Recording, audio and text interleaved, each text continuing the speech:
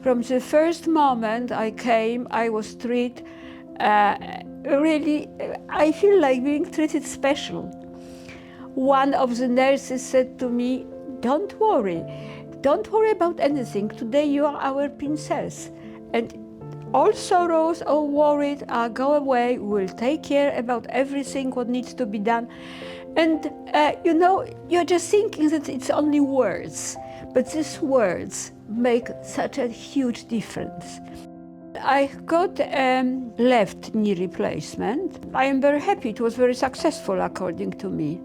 I was listened, people listened to me, and the team listened to me and react very fast. It was very, very important for me.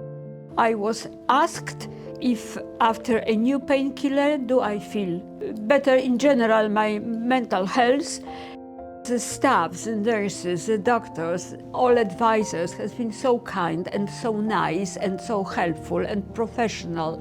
I really started to walk very early after operation. I went to the toilet with crutches.